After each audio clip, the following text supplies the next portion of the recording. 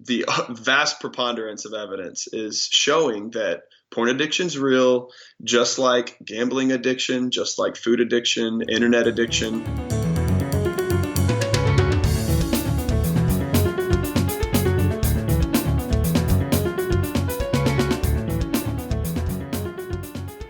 Hey, welcome to Unlatched Mind. My guest today is Gabe Deem. So Gabe is, someone who's about to tell a pretty personal story about his issue with pornography. Right? He talks about his porn addiction. He has started a movement. He started a website, rebootnation.org, which basically is out there to help folks, men primarily, with their addiction to pornography. With the internet blowing up, obviously in the past 20 plus years, pornography has been a thing that is at everyone's fingertips, and it would be naive to think that that's not having some effect on us as people, as a society, primarily men, and primarily relationships that men have or seek to have. Marriages are affected. General relationships are affected. People's self-esteem is affected. We dive into whether or not porn is an addiction, just like anything else. Is porn an addiction just like alcohol it can be, or just like drugs can be, or just like gambling can be, or et cetera, et cetera, et cetera. So anyway, super interesting topic. Gabe's story is, pretty awesome. He lays it out on the table, and he's got nothing to hide. And there's a lot of information out there. So, Gabe's doing some pretty good work. So anyway, with that, I give you Gabe Deem. Well, Gabe, appreciate you coming on. Thanks so much. Before we jump in, I just give the listeners a little bit of bio on you and kind of how you came to this topic. Well, I guess I'll start with the age of exposure. I was exposed nice and young at 8 years old. I found a Hustler magazine in my neighborhood, and that was actually the first time I saw porn, and I knew what masturbation was at the time because I had an older brother who would always joke about it. And so I began masturbating to pictures then at 8. Then I started watching cable TV and, MTV and BET booty shaking videos and stuff like that when I was a 10-year-old young lad. And things took off when I was 12, and that's when this was around 1999, 2000, when everyone was getting high-speed internet, DSL. And we got it on our living room computer, and as soon as that happened, I started, watching porn as soon as I got home from school until my parents got home. There was usually a little window. I'd leave football practice or whatever and have, an hour, maybe 2 hours before my mom or dad got home. And I was watching internet porn at 12 and 13. And there's something I should say right here, though, is my social group, my peer group, watching porn was like a normal part of our teen culture. I like to say we were the Superbad generation. So if y'all have seen the movie Superbad, there's a scene where they're talking to each other and he's, telling them to go look at a porn site. And I think, is it Seth? Seth goes, I'm not really interested in just seeing a vagina by itself. I want to see penetration. And these are like high school kids. And so just that scene, I think, captures our culture pretty well because we grew up so inundated with porn everywhere, ubiquitous everywhere, that even just a naked female wasn't as interesting as hardcore porn compilation videos that we were used to watching. And so that's the reality that I grew up in. Going through high school, was watching porn even on our school laptops. At the high school I went to, we were issued our own individual laptops. And, we figured out how to play video games on them, get around the blocks, and we figured out how to watch porn on them. So you had the situation where on multiple occasions I was watching porn in class with some of my friends, like in the back. Again, just to paint a picture of how prevalent it was. And I didn't notice at the time that it was having a negative effect on me. I did become sexually active at the age of 14. So through high school and into college, I was both watching porn and having sex. And it wasn't until I was 23 that I really hit rock bottom. And that's when I went to have sex with a beautiful girl. And no matter what we tried, no matter how attracted to her I was, I could not feel anything. I couldn't get the slightest bit of an erection. I couldn't feel any arousal, nothing. I felt like I like to say I felt like an asexual zombie, just, no driver libido at all. And it was super confusing. I laid in bed that night crying myself to sleep, trying to figure out why I'm broken. And I went on a hunt for answers, man. I went down the Google rabbit hole, as anyone would do, and I landed on a website, a forum. I think it was called MedHelp, and it had threads of thousands of posts long of guys of all ages and backgrounds saying they had the same problem, that they had used internet porn for several years and reached a point now where they can't function with their real partner. And they were all clear that it was with partners they considered attractive, so they knew something was wrong.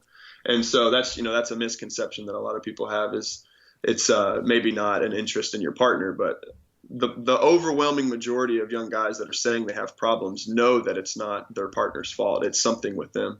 And so to wrap that story up, I found a test on that forum where it encouraged you to see if you could masturbate without porn.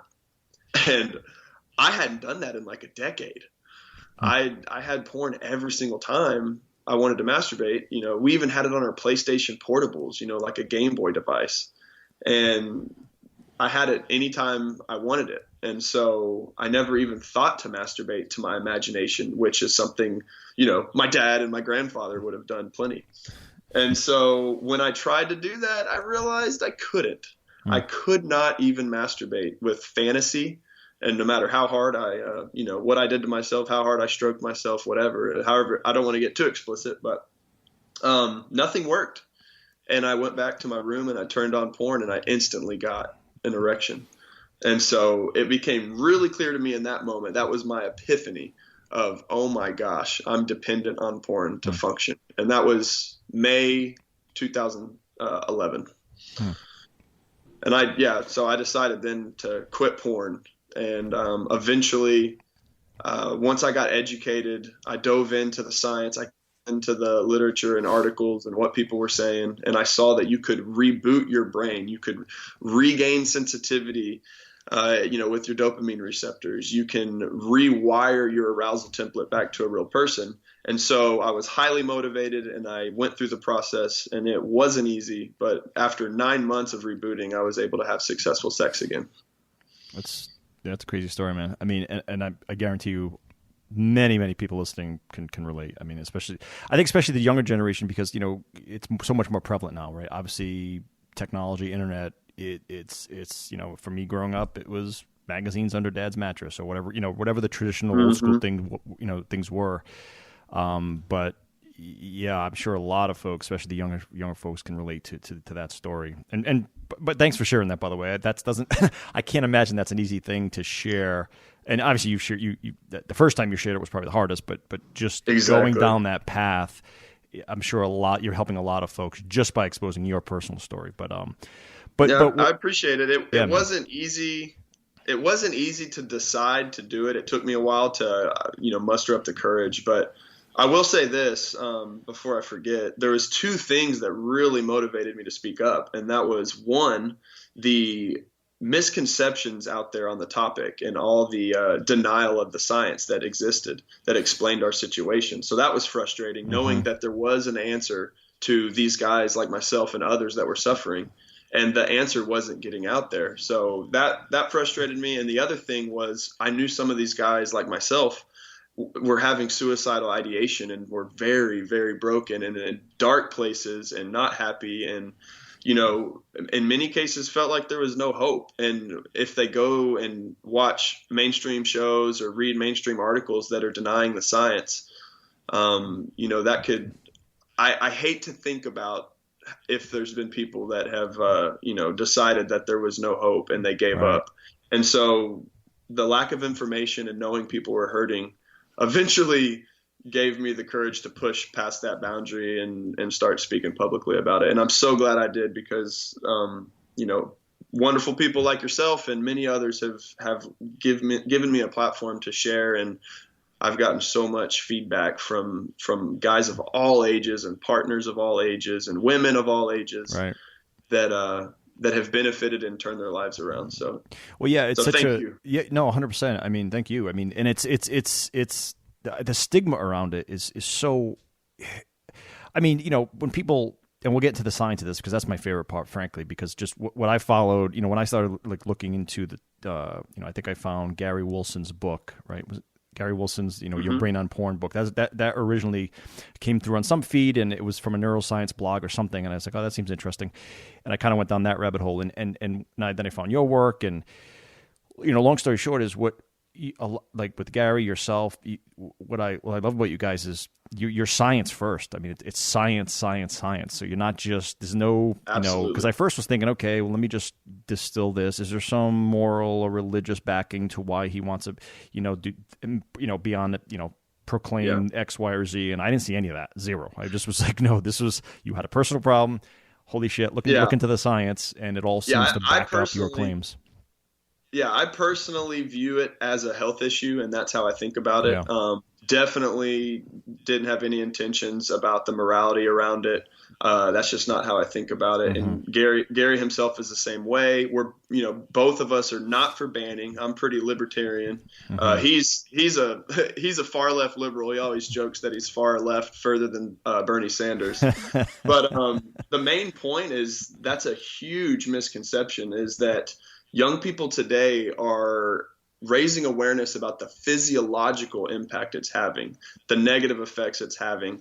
And I was quoted in Time magazine. They ran a cover story on this topic in 2016. And I told the author, Belinda, I said, the reboot movement had nothing to do with morals. It had everything to do with young guys wanting their penises to function. And that's it. It's guys wanting to have sex, wanting to have great, intimate, loving connections with real people, right, and not screens. Yeah. And I just think, like I said, the stigma around it, especially as a guy, which I imagine statistically this is mostly men, a problem with men. I'm sure it can go both ways for sure, but generally speaking, the context we're going to, the dialogue we're having is mostly focused around men. First of all, it's your personal experience. Second of all, biological differences of what we're talking about here, and the drive that the males have is really where I read most of the science you were citing. But the stigma about it, first of all, especially being a guy, that's the last thing you want to do with all your guy friends, your macho guy friends, is go against something that's kind of like cool and we all do it and whatever, right? And you're basically throwing your hands up and going, it's almost jumping on the other side. Nobody wants to be the poster boy for the limp dick club. Yeah. So anyway, thanks for taking the bullets for the rest of us. But so the science part of it, that's what, again, like I said, that's where mostly interested me. And from a layman's perspective, from my perspective, just looking at now not everyone believes this is you have some opposition on the other side in terms of can porn be addictive? Isn't it actually a problem? And I've seen some of your I guess I don't want to say debates or back and forth, but you have analyzed articles and other things of folks that's basically were saying, oh, it's a myth, it's a misconception, this is not a problem. Now I don't know if they were lobbying for the porn industry or you always have to consider that kind of thing as well. But what first of all, I guess from your perspective, the science is pretty clear to you, and it's others debate it. What are the main sticking points between, hey, this is what's really happening in the brain, we have proof, we have studies, we have whatever, and then the other side says what to counter that? Well, our side comes at it from the neuroscience that's been going on for decades, the same neuroscience that now has gambling in the behavioral addiction category in the DSM. Addiction experts have acknowledged gambling as a real addiction for decades, and definitely over the last 10 years. And so we approach it from the brain disease model of addiction. There's a great review from Nora Valco. She's, I think, the head of NIDA, National Institute on Drug Addiction. But basically, they walk through four main brain changes, right? There's sensitization, which is kind of like a Pavlov's dog super memory of pleasure, where you associate cues with whatever it is you're addicted to. Mm-hmm. And there are over 20 brain scan studies and neuroscience-based studies that show problematic porn consumers, aka porn addicts, show sensitization. They show a far higher reaction to cues than healthy controls. And then the second brain change is desensitization, where you have a dialing down of your ability to feel pleasure. You become numb. You build up a tolerance. And there's multiple studies, I think over 10 now, that show desensitization in heavy porn users, where they need neuroscientist Simone Kuhn, who did the study titled The Brain on Porn back in 2014 from the Max Planck Institute in Germany. She said that it looks to them like heavy porn users need more and more stimulation to get the same effect. And the other two are hypofrontality, which is weakened executive function in the prefrontal cortex. Several studies, again, have shown weakened connection between the frontal lobes and the reward center, the nucleus accumbens, and the striatum, and other brain regions associated with addiction. Many studies have shown in porn addicts that the more porn is used and the more they report that they are addicted to porn, they can actually see in their brain that there's a weakened connection. So again, just clear, measurable physiological brain changes. And then altered stress response. There's a couple studies that show altered stress response. And in addiction, that means that when you're stressed or have anxiety, that activates those sensitized pathways, those big neurological highways in your brain that you created for a reward, like Pavlov's dog with the bell. When you're stressed, those pathways are actually activated, which triggers you to use whatever it is you're addicted to, whether it's a substance or behavior. And so altogether, there's over 50 neuroscience studies that support those four brain changes in porn addicts. Now, the other side denies that those exist. And I'm not kidding when I say just completely denies. In 2019, one of the most vocal porn addiction naysayers, Dr. David Ley, who wrote The Myth of Sex Addiction, he actually went on a porn site called Strip Chat, and he said to the anxious porn users, because it was they brought him in to talk to porn users that were anxious, and he actually told them verbatim, there's no evidence of porn addiction. And so just a complete denial of all the studies, no honest intellectual debate or academic debate or anything like that. And that's what we really see from the vocal minority of sexologists who have an agenda to deny porn can ever develop into a pathology, a genuine pathology. And I think, I don't want to assign bad intentions to why they are afraid of pathologies. It makes perfect sense. When you think of things like conversion therapy and stuff like that, there's genuine concern that saying that, what you watch and what you do can change your sexuality. So I got to give them benefit of the doubt of where they're coming from. But I think as far as the neuroscience goes, it is clear, and there's no legitimate argument, in my opinion, that they've articulated that would push back from what Gary Wilson and myself are saying. There's an argument of high libido. They claim that there's, porn addicts are just guys with high libido, but that's been refuted by over 20 studies that's looked into sexual compulsivity and addiction. And there's an argument of moral shame, but a majority of the guys on NoFap and My Site Reboot Nation, we didn't have moral shame around our porn use. And there's actually been studies that looked at that too. And the strongest correlation with porn problems is actually amount of pornography used, not moral incongruence or moral shame. So in a nutshell, you can look at all the arguments on both sides, and we're happy to debate and to discuss them. We believe sunshine is the best medicine for this topic, and we want education and we want awareness. But it doesn't seem like the other side is being honest in the debate, and they want to. It's gotten pretty vicious. They've tried to no platform us. Gary Wilson just was in a lawsuit with a neuroscientist on the other side, and it's gotten pretty ugly. And I think that the truth is winning. I think that people that dig into the evidence can see that the vast preponderance of evidence is showing that porn addiction's real, just like gambling addiction, just like food addiction, internet addiction. And if you want, I mean, just if you look at the internet addiction studies, if you look up the research on that, I think now there's over 500 studies supporting the concept of internet addiction. Mm-hmm. And most people, like I just heard Joe Rogan talking about it after he watched that new documentary, The Social Dilemma. Social Dilemma, yeah. Yep. Yeah. He Rogan even was talking about how, so many people are addicted to their phones, and you don't really see a whole lot of people debating that that's not a reality, because people know when you compulsively check your phone all day long, you're refreshing your social media feed to see if you got a notification, even though you don't.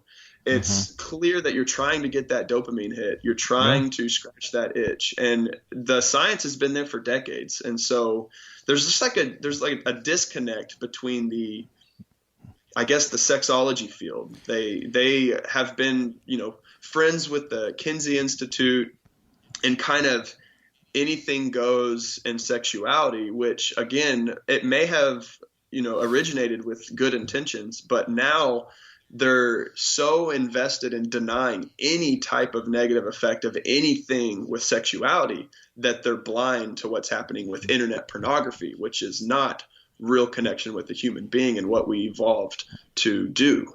We're mating with screens. We're mating with constant novelty on screens where there's a never-ending supply of mates. And it's numbing us, it's rewiring us, and real sex rates are plummeting. It just makes sense, right? And I guess if you just take a step back, it has to, we evolved to be, like we talked prior to the podcast, right? Our brains are not wired for 2020. They're not wired for 1920. They're wired for 100,000 years ago. I mean, right? There was no. I mean, forget. We talk about the social media thing, the ability to just have refined carbohydrates and that's why everyone's getting fat. Our brain's desire to consume high calorie foods because our brains are thinking, well, you might not have food for another 2 weeks, so eat as much as you can. You just found some sweet berries or whatever. You know what I mean? Like that's none of that's up for debate. Everyone's like, yep, that's how our brains work. That's why we're fat. In the food thing, you take on the and I want to touch on the Coolidge effect, because that was brilliant. That was just fascinating when I kind of read about that and prepping for this. It's like the whole idea of, if you go back X amount of years, 100,000, whatever, to align with the food analogy. And tell me where I kind of go off the rails here, but it makes sense to me as just looking at it, pure science, zero agenda. That the human biology always wanted to, first of all, survive, hence the calorie thing we just talked about, but also procreate. You need to survive. You need to spread your genes, right? So hence sexual desire, sexual urges, because it feels good to do that, and then you make more people, and that's how species maintain. They survive and they don't die off. And so we take in the Coolidge effect, and it's super interesting where this concept of novelty comes in, where basically I guess the biology wants to spread its genes in the most diverse way possible, right? I guess genetic variation. So and back in the day, a man would see a woman and it would work out, and then he might not see another woman for however long, or she might have died at age 10, or it's just all this hard stuff that made it very hard to just procreate as a species. But now, you look at, and what I'm really getting at is that the concept, what that dopamine press or rush that porn gives is, well, this novelty is right there at a button press. You just keep swiping, different. And what I found super interesting is, I don't think that's any different than any of the other addictions. It seems to line up exactly the same, just purely scientifically. So it's baffling that, I guess it's not baffling that you'd hear on the other side, you'd hear a lot of this pushback. And again, this is me just, obviously I'm talking to you, so this is a semi one-sided conversation, but because obviously having the opposing view would be important to this, but I guess I don't even see what the agenda would be on the other side. I mean, maybe is it perhaps a lot of these well-known scientists or have had this platform that it's not a problem for so many decades. They just can't reverse their whole career's perspective. You know, because there's a lot of that sometimes that happens in any debate or any argument. But regardless of that, I guess the explain the Coolidge effect for folks, just to just kind of bring that back to the science, the whole novelty thing. Well, before I get into the Coolidge effect, I will make a differentiation that I think the other side doesn't really do. They always lump internet porn in with masturbation, and so for your listeners to know, we're strictly talking about internet porn. And I think a lot of people that when they hear porn addiction, when they hear words like someone's raising awareness on the harmful impact of masturbating to porn, they cling to that word masturbation. And so just to be clear, we're not talking about masturbation without internet pornography. That, there's been arguments that have been ridiculous, like it'll make you go blind, it'll make you grow hair on your palms. And so again, to give the other side credit, there's concern again in some of the nuances of this discussion. But when we're specifically talking about the impact of internet porn, a lot of those arguments need to be brushed aside. Mm-hmm. And so it's kind of disingenuous to say that we're talking about masturbation when we repeatedly say we're only focused on internet porn. But with that said, the Coolidge effect is this fascinating phenomenon where our brains have an automatic response to novel mates, as you already got into a little bit. Mm-hmm. There was a study with rats where you introduce a female rat to a male and he'll mate with her, and it'll take, a minute the first time. And then if he mates with her again, it'll take 3 minutes, and his time to ejaculate will get longer and longer and longer as he gets habituated and used to it. But if you introduce a new female, he'll ejaculate just as fast again. And then you introduce a new one and he'll mate with her again and mate with her again. If he mates with the same female, eventually he won't even have sex for like a day or two. He'll just be bored but he always responds to novel mates. And so our brains are similar. There's a reason researchers study rats. Yeah. It's because, the reward circuit in mammals' brains are similar. And so our brain reacts the same way subconsciously to novel potential mates. And it doesn't matter if they're real or on a screen. And there was actually a study that showed that men ejaculate more sperm and more fertile sperm when they are shown a novel porn star. So interesting side note there. But novelty jacks up dopamine. And that, if you think about it, is what internet porn is. If the Coolidge effect didn't exist, internet porn wouldn't have taken off and exploded. And you wouldn't have tube sites now where you can watch millions and millions of videos, with 5 tabs open, clicking from best part of each video. And so I personally, just to get back into my own story, I escalated. And I think what really screwed me up was watching compilation videos.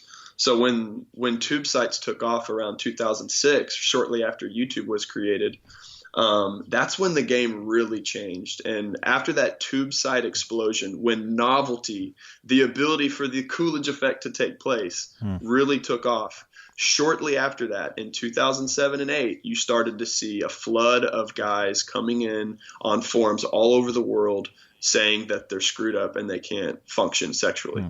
They're losing their libido, or they have erectile dysfunction, or they have delayed ejaculation and can't climax with the real partner. It correlates perfectly with the explosion of tube sites, which would be the big game changer in novelty, because no longer did you have to download a video and wait for it to finish.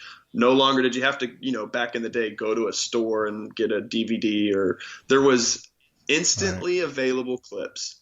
And the musician John Mayer, in his famous interview he did with Playboy, he said a really funny quote. He said, "There's mornings where he can see 300 vaginas before he gets out of bed, and he continues to make himself late for work trying to find the perfect scene." And he even says, this was 10 years ago, and he was so spot on. He said, "How can a real person compete with unending novelty?"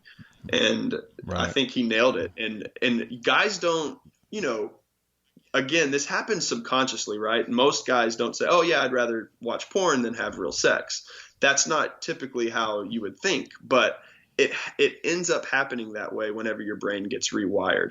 So again, once those brain changes happen, once that sensitization happens, and now your brain craves that novelty, that unending dopamine hit, and then you're desensitized to the real thing, and then you have hypofrontality. You're not thinking clearly about the long-term negative effects or the fact that you're not actually sleeping with your spouse. That kind of all gets brushed aside, and the only thing that you're focused on, to your brain's perspective, that now believes, your cell phone or your laptop is what's going to, pass on your genes to the next generation. Right. It makes perfect sense. And the Coolidge effect is happening to the vast majority of teenage boys right now, and they don't even know it. And that's why I'm glad we're having this conversation. Yeah. And the power of, and everyone knows the power of the mind, the power of the brain, like that dopamine chemical cannot be underestimated. I mean, when the other kind of study that I stumbled upon was the one where they basically wired electrodes directly to, I guess, the brain, the rat's reward circuitry. And there's a little lever across the room, and obviously the rat would hit that. Once the rat discovered what that lever did, it stimulated that reward circuitry. The rat would just do it until, and I think the similar cases about like opiates and cocaine, so similar studies that are on circle around that. But so the rat would just basically hit that button and wouldn't even worry about food, and just almost to the point of where it would die. Right, that's all it wanted to do. And then to the next level, they put like an electric grid between the rat and and that lever that would, and the rat would walk over this electric grid, being in excruciating pain just to get to that lever. But then they did the same thing, which I found fascinating. There was food across the room and the electric grid, and the rat refused to walk across the electric grid just to eat the food, and the rat would basically almost starve to death and die. It's just fascinating. That pretty powerful. Yeah, man. It's like it's just you just can't underestimate what some of the underlying mechanisms involved here. It's absolutely crazy. But yeah, and when you think about libido, you think about motivation and drive, right? And when your libido gets rewired or hijacked to pixels on a screen, it makes perfect sense that real sex rates are dropping. It makes perfect sense that porn use has skyrocketed. There is an Australian study, I think 15 to 29-year-olds that asked about porn use, and 100% of the guys had viewed porn. So there's a joke that all guys watch porn. Like literally there's studies finding that 100% of guys have watched porn.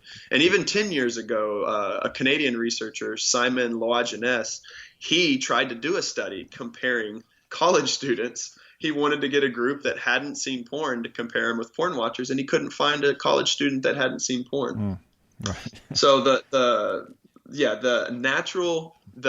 brain's natural appeal to that novelty, to that dopamine hit, is very powerful, and it makes perfect sense that it's leading to real life problems with real partners. As you just said, those rats neglected real potential rewards that they needed for survival, and they were neglecting it for an artificial dopamine hit. Yeah. Now, the other thing that kind of jumps out at me here is whether, obviously there's this, addiction debate is one thing, but what I would imagine, hopefully, and I'm probably wrong here, but what I would imagine that would not be up for debate is that, generally speaking, porn is just bad for humanity anyway in terms of one-on-one relationships. I can't imagine, so whether you could argue it's addictive, it's not, just shelve that for a second. And you kind of said a phrase earlier that I tried to jot down, but it was, I forgot who said it, but you had said, how can a real-world partner, compare to endless novelty? Which is, there's no, I don't think anyone can debate that, right? If I could see, you could see anything you want in any way. I mean, there's advanced search algorithms, query this, I want this without this and this. And then you go out, and I think anyone listening can probably relate to this, where we have one partner.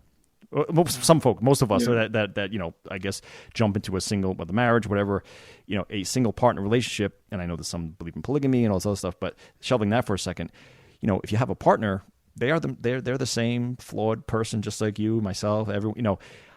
I just think that's, generally speaking, addiction or not, it just can't be good for how partners feel about each other. The same person getting older, getting fatter, just living a life that we're supposed to be, that have a whole crap load of other objectives and forces at play. It's just not a fair comparison, both for men and women. It's just not a fair comparison. Yeah, it definitely has collateral damage. I mean, self-esteem, self-image, that's a given. Like that, you don't even have to think critically about that. Watching countless people on the screen, if your partner's getting off to that and neglecting you in the real bedroom, then that's going to affect anybody. There's been studies that show almost 50% of divorces have cited pornography as one of the causes. And so it's clear that it's causing relational conflict. I'm inundated with messages from partners, mostly women, that are just heartbroken and devastated. And the saddest part about it, man, is that they think it's their fault. And I tweeted out the other day, if your partner has a porn addiction, the problem's in their brain, not with your body. Yeah. Well, yeah, and that led to several women messaging me saying thank you, and that that they struggle with that, and even though I said that, they find that hard to believe. And it's just heartbreaking, man. I hurt my old ex-girlfriends. I hurt my wife, and just knowing now in retrospect, like after reading the research, after seeing what I was doing, after understanding why I was watching what I was watching, because I escalated into some abusive material, like really rough stuff. I escalated into some ejaculation compilation videos to the point where I wasn't even watching sex anymore. Just very, very strange stuff. But it was impacting my drive for my real partners, and they felt neglected, and they felt, like they weren't worthy of my intimacy and love and attention. And so it's just heartbreaking, man, on both sides of the screen, on what a lot of the people in porn, whether it was fully consensual or not. There's a lot of talk right now about how many videos on these porn tube sites aren't consensual. There was a level of coercion and manipulation involved, and you never know what you're watching, if it's consensual or not. Right. But not to get in that rabbit hole, but just back to the relationship thing. I mean, feeling appreciated, feeling loved, which is another desire that every human being has. When you see someone that you love turning to their device, and that's where they're pouring all of their attention, that's where they're pouring their sexuality into, you just feel neglected, broken, and lonely. And it's clearly devastating right now. And I mean, hell, this year with COVID, it's even worse. I dread the thought of people quarantining their sexuality to a screen, to where they're just stuck inside. And when this is all over, I really hope that a lot of people stumbled across some of this information, so that they know that, daily porn consumption might not be the best thing for long-term relational success. Sure. No doubt. I mean, and I guess, I kind of looking future, long term. I mean, where do you see things going? I mean, I'm into technology, and with virtual reality, augmented reality, artificial intelligence, robots. I mean, you can use your imagination, right? Where there's a market, there'll be inventions, and there'll be innovation. And obviously, there's a market desire for this entire topic we're talking about. So, I mean, you could really start to imagine this can get pretty, dysphoric. I mean, if you really think about where the future leads. I mean, what are your thoughts there? Well, I definitely think it's going to get way worse. I mean, we mentioned the social dilemma and how social media sites have, algorithms to tap into our attention the best of their abilities. 100%. Yep. And that is without a doubt effective and leading to a huge increase in just overall addiction to the internet. Even with Google searches, YouTube searches, everything tapping into what we're interested in. And porn's going to do the same thing. I think porn's going to really And they have been doing this based on what I've read. They've been getting better and better at the same kind of algorithm, what you search, giving you more of what you want, and taking you down that rabbit hole Yep. of novelty, shock, and surprise. Right. Shock and surprise also increase dopamine and sexual arousal. And so, which makes perfect sense when, you have that post masturbation thought of what the hell did I just watch? Perfect sense that you escalated into something to give you a bigger neurochemical hit. And I think porn and the technology that is going to be displaying porn, whether it's VR headsets or teledildonics where devices are actually like a fleshlight is actually moving on you while you watch through a VR headset or something like that. That's going to get so advanced that it scares me to even think about, because you would literally have to just know of and I guess here's the solution. The solution is to know, right? It's to know the potential negative effects. Okay. You know that can happen. You know that that's awesome. People always say cocaine's a hell of a drug, but people know cocaine can really screw you up. It's the same thing. It's like, okay, I'm sure a VR experience with a freaking fleshlight would be a hell of a time, but long term, would that be a good idea? I don't think so. Right. And so, I think the solution and what I see in the future is kind of, if you want to look at cigarettes and you want to look at junk food, right? Cigarette rates are at an all-time low, at least for the last 70 years, I think. And so why is that? Well, it's almost every single person knows that cigarettes can cause serious health problems, including cancer. And so junk food isn't quite there yet. I know you're passionate about kind of talking about the health impacts of unhealthy, super normal food. But it's the same thing. I think more and more people are waking up to the fact of junk food hijacking that natural drive to eat healthy food. Right. And so it's a sacrifice. You gotta turn down the pizza. You gotta turn down the burger. You gotta turn down the ice cream because you know the potential negative effects. I think that's the solution. I think once people understand, and this all ties it all back into the basic concept of addiction, that you can get addicted to anything intensely stimulating, whether it's video games, whether it's internet, whether it's internet porn, or whether it's addictive drugs. You can rewire your brain to crave something like that rat in the cage that was getting his brain stimulated to the point where he was ignoring food and starved to death. You can get addicted to a supernormal version of what we naturally find compelling to the point where it ruins our lives. And I think that science needs to get out there to where you can apply it. Like, I think about internet porn the same way I think about cigarettes and junk food, right? I think about it as a supernormal stimulus that might be fun in the temporary, but would be very detrimental in the long term. And so that's what I'm passionate about. I'm passionate about letting people know that our natural drive to be social is being hijacked by social media. Our natural drive to level up is being hijacked by video games. Our natural drive to mate and have awesome, wonderful sex is being hijacked by swiping through porn sites on our phones. And I think people get it. I've never, when I've had a conversation with somebody just, face to face, I haven't had one single person that didn't understand that or, push back on it. And it makes perfect sense. And it's all from the foundation of wanting a healthier life. And I think everybody can get on board with that. Right.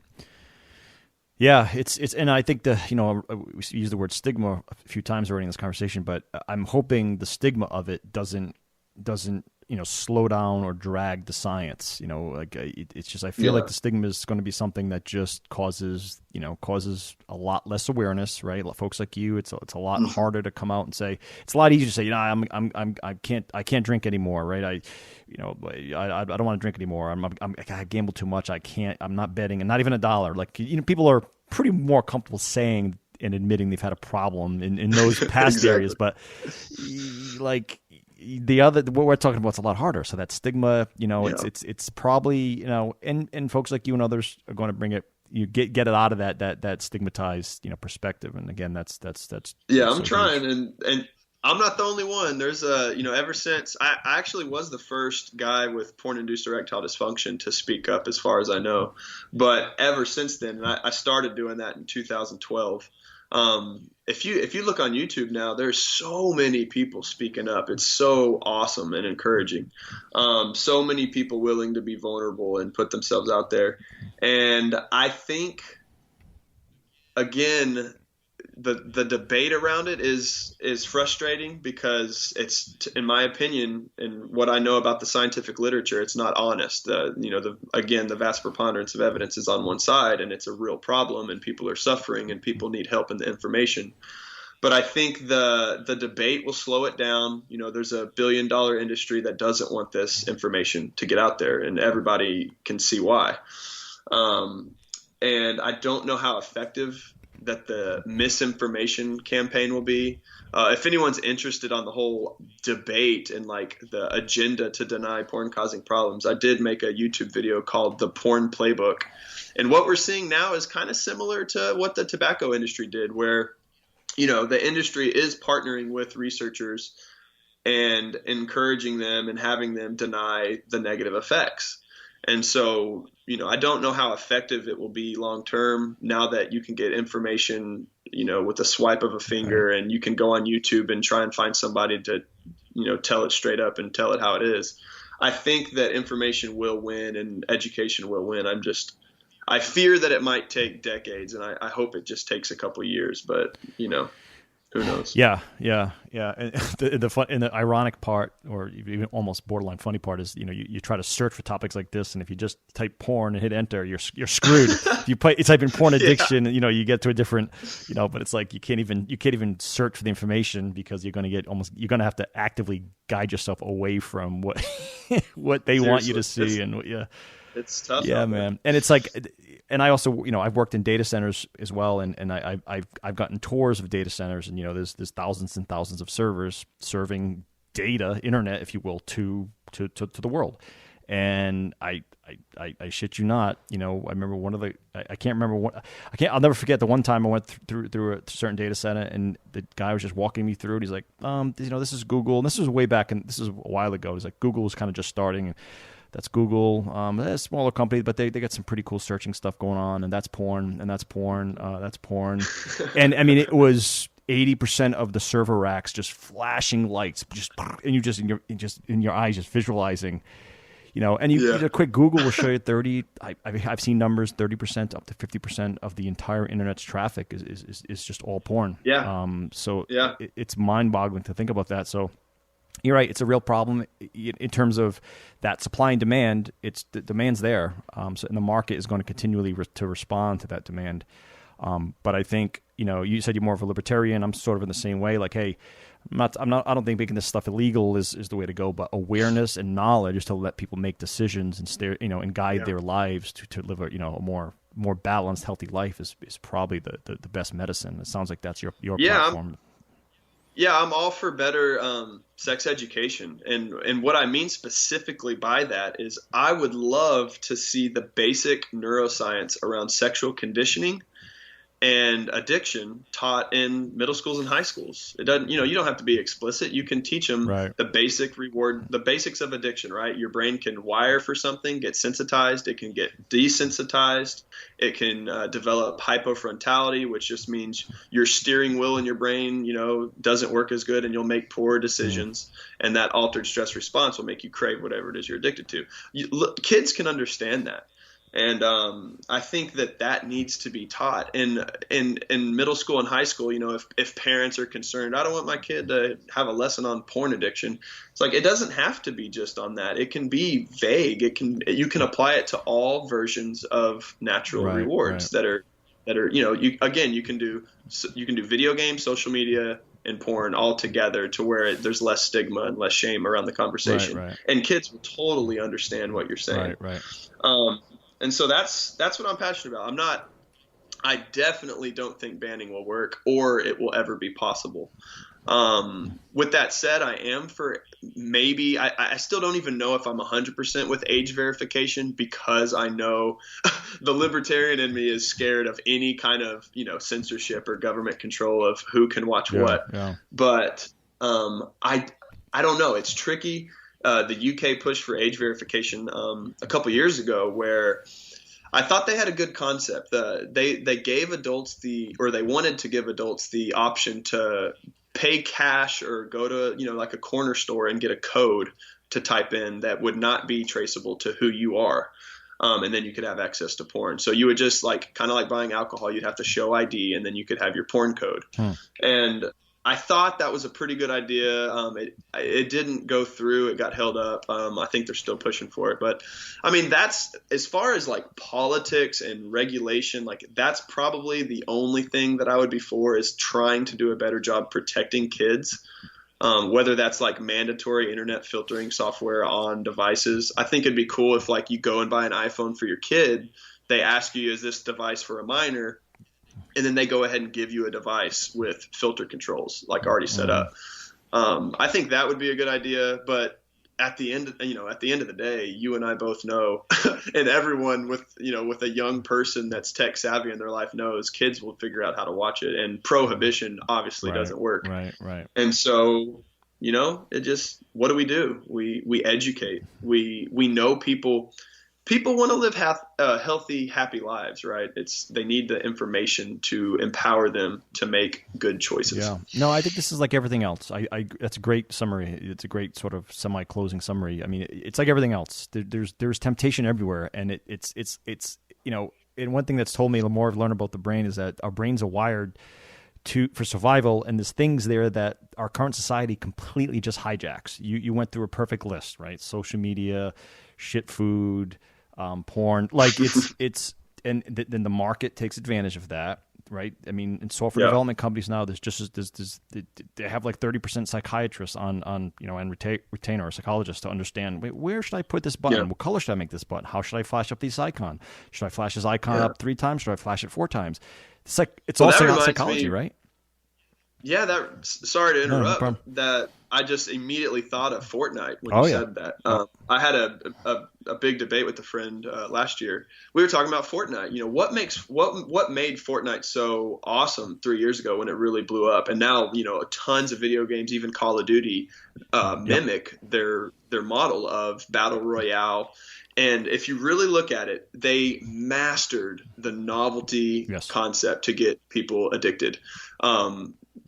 If you've ever played it, so the way the vehicle comes in at the beginning of the match is a different angle, different direction every single match. So it's never the same. The way you pick up weapons, there's different weapons laying around in different places. There's chests that make rewarding, stimulating sounds when you open them to get a gun.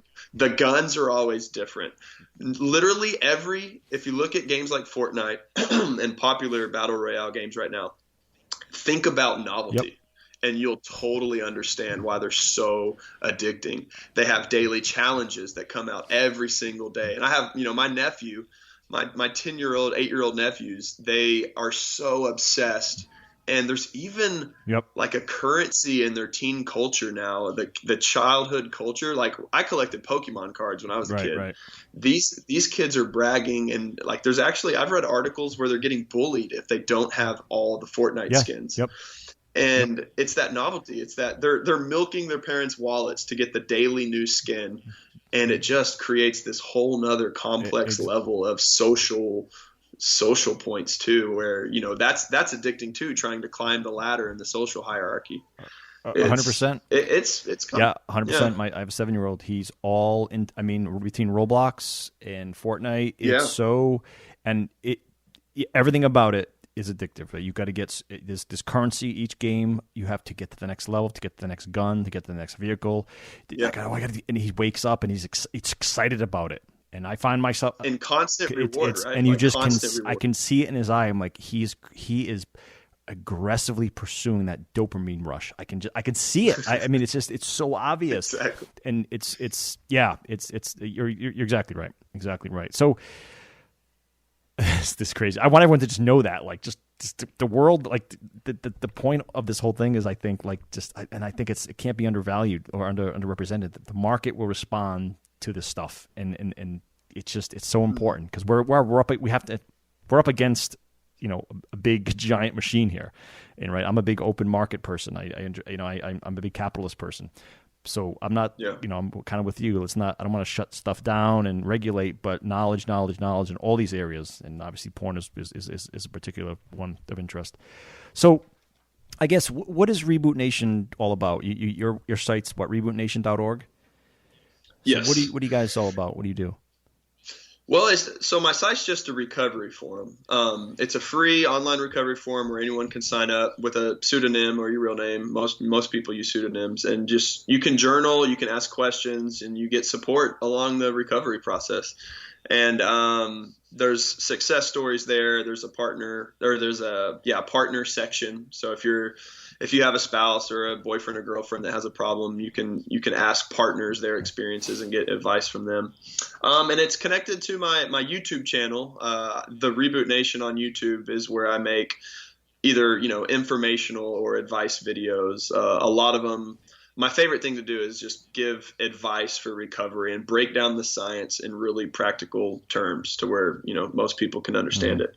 And that's about it. I'm focused on education and recovery and helping people, you know, live a healthy, happy life with awesome sex. I consider staying away from porn actually pro sex. You know, I don't view myself anti-porn either. A lot of people hear everything I just said in this whole podcast with you and think I'm anti-porn, but again, that's not my mission. My mission is for people to do what they want and have the information to make that choice, but I want them to be aware of the negative effects. And so that's really what Reboot Nation's all about, is education and helping people have a healthy sex life with the neuroscience knowledge to empower them. Yeah, that's awesome, man. And I don't know if you guys touch on at all in some of your the ways you help is, you know, there's the technology out there that can help, like accountability software you can install where, you know, it'll send an email to a person or choice, your pastor, your grandmother, your wife, if you go to any sites that are flagged with X, Y, and Z, right? I mean, you'd have to take that jump to install that stuff and not disable it and all, but you know, there's things out there it's like anything else. It's like a calorie counter for your diet, right? There's all sorts of accountability things that folks can do if they see their, you know, but you're right. Knowledge and that type of support you offer is key. So, and I would encourage anyone, if they do want the science, you mentioned Gary's book, Your Brain on Porn. Highly recommend that book. And if you want to go to his website, yourbrainonporn.com, that's the best place, in my opinion, to read the science about everything that we just talked about. Right. Yeah. And for the record, for the listeners, I found you, like I said, I think earlier through Gary and you know, in his book and all that. So his content is brilliant, and he highly recommended you. He couldn't have a conversation. He had too much stuff going on, but you know, he said he highly recommended you. So he wasn't wrong, Gabe. This was awesome. Really appreciate it, and thank you so much. And have a great rest of your weekend.